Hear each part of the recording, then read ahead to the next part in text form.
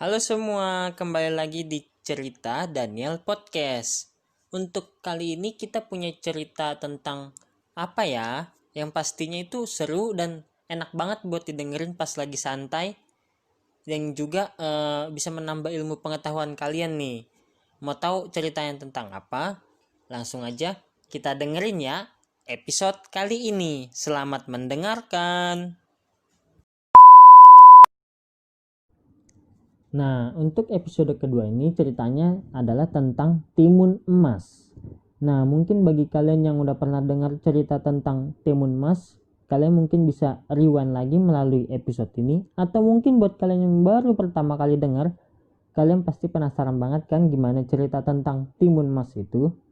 Tapi sebelum kita mulai, kalian itu wajib dulu untuk follow cerita Daniel Podcast ya. Oke, kalau kalian sudah follow, langsung aja kita mulai ya ceritanya.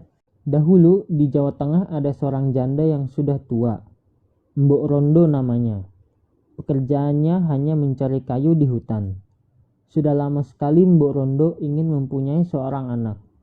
Tapi dia hanya seorang janda miskin. Lagi pula sudah tua. Mana bisa ia mendapatkan anak? Pada suatu hari, sehabis mengumpulkan kayu di hutan, Mbok Rondo duduk beristirahat sambil mengeluh.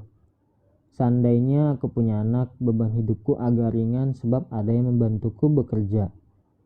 Tiba-tiba bumi bergetar seperti ada gempa bumi. Di depan Mbok Rondo muncul raksasa bertubuh besar dengan wajah yang menyeramkan. Mbok Rondo takut melihatnya.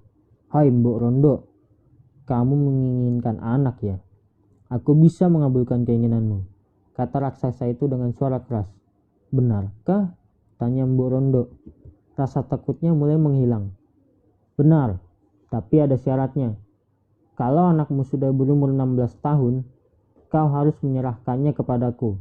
Dia akan kujadikan santapanku, jawab raksasa itu.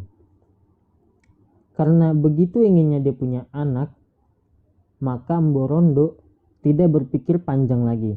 Yang penting segera punya anak. Baiklah, aku tidak keberatan, jawab Mbok Rondo.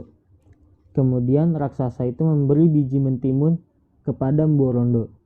Mbok Rondo segera pulang dan menanam benih itu di halaman belakang. Setiap hari Mbok Rondo menyirami biji timun itu. Ajaib, 2 minggu kemudian tanaman itu sudah berubah. Buahnya lebat sekali. Di antara sekian banyak buah mentimun yang tumbuh, ada satu buah yang sangat besar. Warnanya kekuningan. Kalau tertimpa sinar matahari, buah itu berkilau seperti emas. Mbok Rondo sangat tertarik pada buah mentimun yang besar itu. Ia memetiknya dan membawa pulang buah yang paling besar itu. Sampai di rumah, Mbok Rondo mengambil pisau dan membelah buah itu. Lalu ia membukanya dengan hati-hati. Ajaib, ternyata ada seorang bayi perempuan yang cantik. Ah, ternyata raksasa itu tidak berbohong, gumam Mbok Rondo. Sekarang aku punya anak perempuan. Aduh, senangnya hatiku. Mbok Rondo sangat gembira. Ia menamakan bayi mungil itu Timun Emas. Hari, bulan, dan tahun pun berganti. Timun Emas tumbuh menjadi seorang gadis jelita. Mbok Rondo sangat menyayangi Timun Emas. Pagi itu sangat cerah.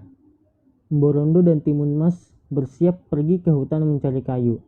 Tiba-tiba, bum, bum, bum. Bumi bergetar lalu disusul suara tawa menggelegar. Hai Mbok Rondo, keluarlah. Aku datang untuk menagih janji, kata raksasa itu. Gemetar seluruh tubuh Mbok Rondo. Cepat-cepat ia memeluk Timun Emas lalu membisikkannya agar gadis itu sembunyi di kolong tempat tidur. Lalu Mbok Rondo keluar menemui raksasa itu. Aku tahu kedatanganmu kemarin untuk mengambil Timun Emas. Berilah aku waktu 2 tahun lagi. Kalau Timun Emas aku berikan sekarang, tentu kurang lezat untuk disantap. Tubuhnya masih kecil. Benar juga. Baiklah, 2 tahun lagi aku akan datang. Kalau kau bohong, kamu akan kutelan hidup-hidup, ancam raksasa itu. Sambil tertawa, raksasa itu pergi meninggalkan rumah Mbok Rondo. Mbok Rondo menghela napas dengan lega. Kemudian ia masuk ke rumah menghampiri anaknya yang masih bersembunyi di kolong tempat tidur. Anakku, keluarlah. Raksasa itu sudah pergi, kata Mborondo. 2 tahun kemudian, Timun Mas sudah dewasa, wajahnya semakin cantik. Kulitnya kuning langsat, tapi Mborondo cemas jika teringat akan janjinya kepada si raksasa. Pada suatu malam ketika Mborondo sedang tidur, ia mendengar suara gaib dalam mimpinya. Hai Mborondo, kalau kau ingin anakmu selamat, mintalah bantuan kepada seorang petapa di Bukit Gandul. Esok harinya Mborondo pergi ke Bukit Gandul. Di sana ia bertemu dengan seorang pertapa. Pertapa itu memberikan 4 bungkusan kecil yang isinya biji timun, jarum, garam, dan terasi. Mborondo menerimanya dengan rasa heran. Sang pertapa menerangkan khasiat-khasiat benda-benda itu. Sesampainya dia di rumah, ia menceritakan perihal pemberian pertapa itu kepada Timun Mas. Anakku, mulai saat ini kamu tidak perlu cemas. Kamu tak perlu takut kepada raksasa itu, sebab kamu sudah memiliki penangkalnya. Berdoalah selalu supaya Tuhan menyelamatkanmu, kata Mborondo. Terima kasih, Mbok. Demikianlah hari pun berganti hari, hingga pada suatu ketika Mborondo sedang menjahit baju untuk Timun Mas, tiba-tiba bumi berguncang, pertanda raksasa datang. Raksasa itu datang lagi rupanya, gumam Mborondo.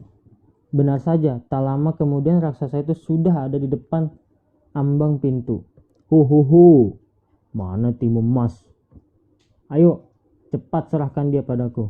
Aku sudah sangat lapar, kata raksasa dengan suara menggelegar. Mborondo keluar dengan tubuh gemetar. Baiklah, akan kubawa dia keluar, kata Mborondo. Ia segera masuk ke rumah, diambilnya bungkusan pemberian sang pertapa, kemudian diberikan kepada Timun Mas. Anakku, bawalah bekal ini. Pergilah lewat pintu belakang sebelum raksasa itu menangkapmu. Baiklah, Mbok. Timun Mas segera berlari lewat pintu belakang. Ingat anakku, jangan sampai lupa pesan pertapa. Kau masih ingat bukan? Ingat, Mbok. Baik, sekarang cepatlah lari. Tidak berapa lama kemudian, raksasa sudah memanggil Mborondo. Mborondo, mana Timun Mas? Suara raksasa itu terdengar tidak sabar. Maafkan aku, raksasa. Ada apa? Timun Mas ternyata sudah pergi. Apa kau bilang? Geram raksasa itu. Maafkan aku. Kurang ajar, mengapa kau tidak bilang sejak tadi? Dengan marah raksasa itu segera mengedarkan pandangan ke sekeliling. Lambat-lambat dari kejauhan, ia melihat seorang gadis berlari dengan cepat di padang rumput. Hehe, mau lari kemana kau gadis kecil? Dengan modal tubuhnya yang besar dan kesaktiannya, raksasa itu segera melangkahkan kakinya. Ia tidak perlu berlari kencang. Namun langkah-langkahnya yang lebar, bagaikan gerak kaki kuda yang berlari cepat. Timun Mas yang berada di kejauhan dalam tempo singkat sudah hampir disusulnya. Walau lari ke ujung dunia, aku pasti dapat mengejarmu, teriak si raksasa. Karena terus-menerus berlari, Timun Mas mulai kelelahan. Dalam keadaan terdesak, Timun Mas teringat akan bungkusan pemberian sang pertapa. Ia mengambil segenggam biji timun dalam bungkusan. Cepat ia taburkan biji mentimun di sekitarnya. Sungguh ajaib, mentimun itu langsung tumbuh dengan lebat. Buahnya besar-besar. Raksasa itu berhenti ketika melihat buah-buah mentimun yang terhampar di hadapannya. Hahaha, buah mentimun ini akan dapat menambah tenagaku, kata si raksasa. Sejenak ia menatap Timun Mas yang terus berlari kencang menjauhinya. Hehe, tidak mengapa bocah manis, larilah sekuat tenagamu. Toh nanti aku dapat menyusulmu. Lalu ia mencabut-cabuti timun-timun itu sekalian dengan daun-daunnya yang masih muda. Dengan rakus ia segera melahap buah yang ada sampai tak tersisa satupun. Hehe, sudah habis. Sekarang tenagaku bertambah kuat. Aku pasti dapat menangkap gadis kecil itu. Setelah kenyang, raksasa itu kembali mengejar Timun Mas. Hanya dalam beberapa gerakan saja, ia sudah dapat menyusul Timun Mas. Timun Mas ketakutan, lalu ia mengambil jarum dari kayu bambu yang potong kecil-kecil. Di saat yang kritis, Timun Mas menaburkan jarum ke tanah. Sungguh ajaib. Jarum-jarum itu berubah menjadi hutan bambu yang lebat. Raksasa itu berusaha menembusnya, namun tubuh dan kakinya terasa sakit karena tergores dan tertusuk bambu yang patah. Ia pantang menyerah dan berhasil melewati hutan bambu dan terus mengejar Timun Mas. "Hai Timun Mas, jangan harap kamu bisa lolos," seru si raksasa sambil membungkuk untuk menangkap Timun Mas. Dengan sigap Timun Mas melompat ke samping dan berkelit menghindar. Oh, hampir saja aku tertangkap. Timun Mas terengah-engah. Keringat mulai membasahi tubuhnya. Ia ingat pada bungkusan pemberian pertapa yang tinggal 2 itu. Isinya garam dan terasi. Ia segera membuka tali pengikat bungkusan garam. Garam itu ia taburkan ke arah si raksasa. Seketika butiran garam itu berubah menjadi lautan. Raksasa itu sangat terkejut karena tiba-tiba tubuhnya tercebur ke dalam laut. Tapi berkat kesaktiannya ia berhasil berenang ke tepi. Ia kembali mengejar Timun Mas. Merasa dipermainkan, kemarahan si raksasa itu semakin memuncak. "Bocah kurang ajar. Kalau tertangkap akan kutelan kau bulat-bulat." Timun Mas semakin khawatir karena raksasa itu berhasil melewati lautan yang sangat luas itu. Akan tetapi ia tidak putus asa. Ia terus berlari meskipun sudah kelelahan. Raksasa itu terus mengejar. Timun Mas melemparkan isi bungkusan yang terakhir, yaitu terasi, langsung dilempar ke arah si raksasa. Tiba-tiba saja lautan lumpur yang mendidih keluar. Raksasa itu terkejut sekali.